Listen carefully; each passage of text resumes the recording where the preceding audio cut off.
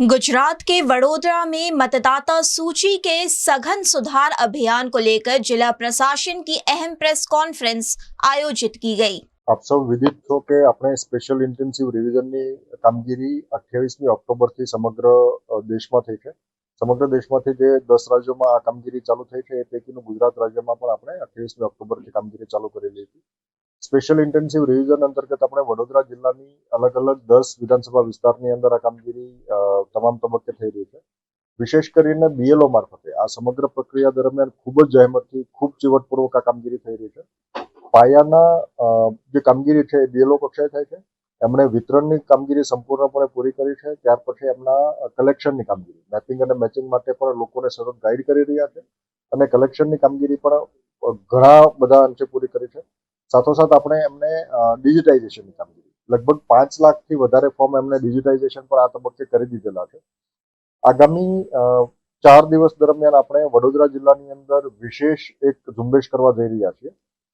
શહેરી 5 વિધાનસભાઓ છે એમની અંદર જે સામાન્ય રીતે લોકોને એક પ્રશ્ન મેપિંગ અને મેચિંગનો થતો હોય છે। એમને પોતાનું મેપિંગ અને મેચિંગ કોઈ ભાગોની અંદર હોય તો એમનો સ્પષ્ટ ખ્યાલ એમનું બૂથનું નામ વગેરે ખબર નથી હોતી। એટલે આપણે સર્ચ ઓપ્શન માટે અલગ અલગ ઓપ્શન્સ પ્રોવાઈડ કર્યા છે। આપની સાથે પણ સર્ક્યુલેટ કરીશું, લોકોની અંદર પણ સર્ક્યુલેટ થાય। તમામ બીએલઓ પાસે પણ આ વિગતો ઉપલબ્ધ છે।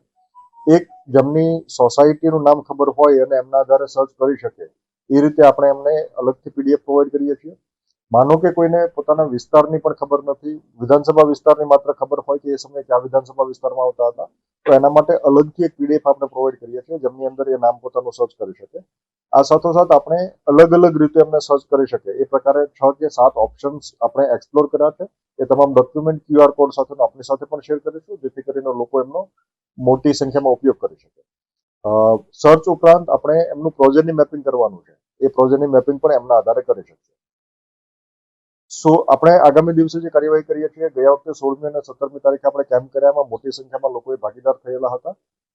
એને જ આગળ વધારીને આપણે આવતીકાલે અને પરમ દિવસે મોટી સંખ્યામાં આપણી સાથે શિક્ષક મિત્રો અને એ સિવાય અન્ય સંસ્થાઓના ગવર્મેન્ટ એમ્પ્લોઈઝ આપણી સાથે જોડાવાના છે। પ્રાઇવેટ ટીચર્સ પણ આપણી સાથે આ દિવસે સ્વયંભૂ રીતે જોડાયેલા છે।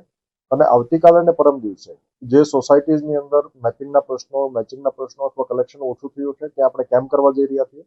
અંદાજે શહેરની અંદર આવતીકાલે 200 જેટલી સોસાયટીઓ અને એના પછીની બીજી 200 જેટલી સોસાયટીઓ પરમ દિવસે ત્યાં જઈને આપણે સાંજના સમયે જ્યારે લોકો નોકરીથી ધંધાથી પરત આવી જાય ત્યારે એ બેસીને કરી શકે એટલા માટે કલેક્શનની ડ્રાઈવ આપણે ત્યાં પણ કરીશું।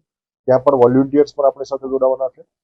આના પછી આપણે શનિવારે અને રવિવારે આ બંને દિવસે આપણે દરેક બૂથ ઉપર સમગ્ર જિલ્લાના દરેક બૂથ ઉપર કેમ્પ કરવા જઈ રહ્યા છીએ। શહેરી વિસ્તાર માટે આપણે વિશેષ વ્યવસ્થા કરી છે જ્યાં બીએલઓ ઉપરાંત આપણી સાથે સહાયકો પણ જોડાશે। આ સિવાય આપણે યુનિવર્સિટીઝને આજે આપણે યુનિવર્સિટીના વાઇસ ચાન્સેલર સાથે મિટિંગ કરી અલગ અલગ 8 જેટલી યુનિવર્સિટીના વાઇસ ચાન્સેલર આપણે ત્યાં હાજર રહેલા હતા અને એમને પણ સૂચના આપી છે કે મોટી સંખ્યામાં યુથ પણ એમની સાથે જોડાય અને લોકોને ઇલેક્ટર્સને ખાસ કરીને એમના મેપિંગ કરવામાં, લોકેટ કરવામાં મદદ કરે અને સાથોસાથ ફોર્મ ભરવામાં પણ મદદ કરશે। એટલે આપણે આ કામગીરી પણ શનિવાર અને રવિવાર દરમિયાન થઈ રહી છે। લોકોની પાસે અપેક્ષા એ છે કે આપના જેટલા પણ ઇન્યુમરેશન ફોર્મ છે શક્ય હોય ત્યાં સુધી 4 ડિસેમ્બર સુધી આપણે કામગીરી ચાલવાની છે, પણ ત્યાં સુધી વેઇટ નહીં કરીએ।